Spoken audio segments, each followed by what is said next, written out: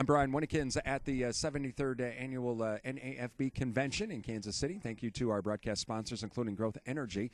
Also, Pip Seeds, Darylin Equipment Services of Plainview, Minnesota, and Woodville, Wisconsin. Mycogen Seeds, the Animal Wellness Center of Buffalo Valley, and DeKalb Asgrow Seeds. Joining us right now, Brian Doherty with Stewart Peterson. We're going to talk, oh boy, Brian's been one of probably the most popular guys here at the convention. Because of the election, not because he was elected, but everyone wants to know, now what? And so, Brian, again, thank you for joining us. I guess first, we'll talk a little bit about the election here in a bit, but for milk producers, again, we've all of a sudden seen potentially another spot where prices started to inch up a little bit. And hopefully producers are going to take advantage of it, because especially if they missed what happened in August when we were starting to see 17 on the board. Yeah, for sure. You know, when you look at what August brought, and that was a bit of a surprise considering how low we were in May, so we rallied May to August and then quickly fell off the table. And that's the problem in supply-driven markets, and that's where we've been in grains and milk, livestock. Lots of supply. That's a reflection of responding to higher prices years ago. The hangover effect is lots of supply. The good news is you have a silver lining, and that is very strong demand, creating good demand, and so we're going to get these rallies along the way. From an analytical perspective, though, the question is, are we in an environment where prices could really accelerate from here? The unfortunate answer is probably not. Therefore, when we look at milk prices right now, we really start taking a hard look and saying, okay, what if? It's okay to be friendly. There's a lot of argument for good demand, that we could see, maybe some drop-off in production. We've been maximizing that so well. We got cheap feed. Those are all what ifs. The likelihood of milk prices substantially rallying from here are probably not good. And so we're at a point where now that milk prices have come back up, it's time to start talking defensively. And that's the big thing. Let's protect our profits. And really, all of that starts, though, at what's our cost of production? Well, it sure does. So as a producer, you have a lot of hats that you wear, and one of the hats is analyzing your financials and what is my cost of production, and are there tools out there that if I can figure out where I want to be, to go ahead and work with that. Now, sometimes we ruffle feathers a little bit because cost of production, you may know that, and it may actually inhibit you from doing the right marketing strategy because you want some sort of, let's say, percentage return on that cost of production. The market may not offer that. So sometimes we have to be a little bit more, I guess, adapt or aware of that. And we're in that environment right now. We're just at these points here where prices aren't thrilling anyone, yet at the same time it could get worse in a hurry. You've got to have confidence in the production side. We are very good, and I say we, I'm clumping myself into the producer. We're very good at producing. We know that.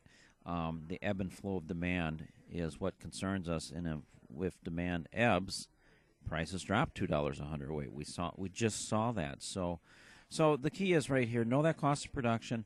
Start looking at your different tools. Our bias is, look, be prepared for almost anything. A few years back, we saw milk prices skyrocket to levels no one could really have dreamed of, and they lasted a little bit longer. Those who sold early into that rally and didn't cover were concerned.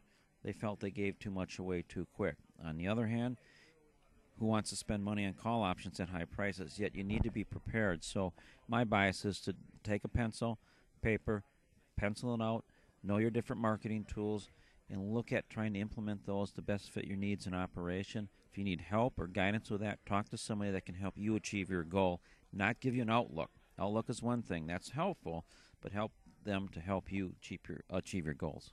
Talking with Brian Doherty from Stewart Peterson. Okay, now let's get to the topic at hand, the election. And obviously, at the very end of the election, once the results came in, there was all kinds of uncertainty, and so the markets were really going crazy. But then after that, everybody kind of calmed down. We're a couple days out of the election.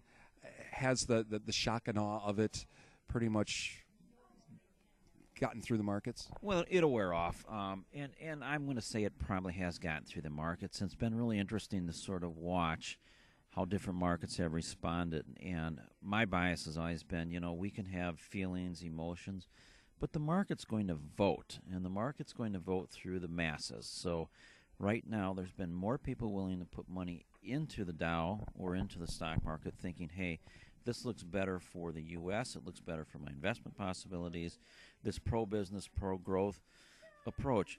What does it mean for agriculture? Well, that's a question mark that we'll have to continue to readdress. I've been on this approach since the election, or even before the election, that there's all kinds of rhetoric on the campaign trail, and these candidates are followed 24/7, and if they hiccup the wrong way, everybody tries to analyze it. I think once the current or the elected administration comes into play, the boardroom will meet, and that is Trump will meet with his advisors, directors, and they will negotiate and hammer things out. And he is not going to have the platform that just say, I'm going to do this. It's just not going to work that way. That's not how the government works. That's not how politics works. He's a businessman, so I think I want to give him the benefit of the doubt that he will, from a business perspective, try and put the best approach forward. Whether you agree or not, that's a different topic. I'm not too worried at this point about him tearing up NAFTA. He said that. He said a lot of things. So you can't take too much literally when you're not even, when someone's talking and they're not even in charge. Now when the rubber hits the road, it may be different. So we'll see. He's been a different person, different beast than we're used to seeing in the political arena. Healthy or not, we'll find out. Be some interesting times again, Brian. Thank you for joining us. Always a pleasure. Thank you, Brian. We are at the 73rd Annual NAFB Convention. I'm Brian Winnikins on Real Country 1430 WRDN.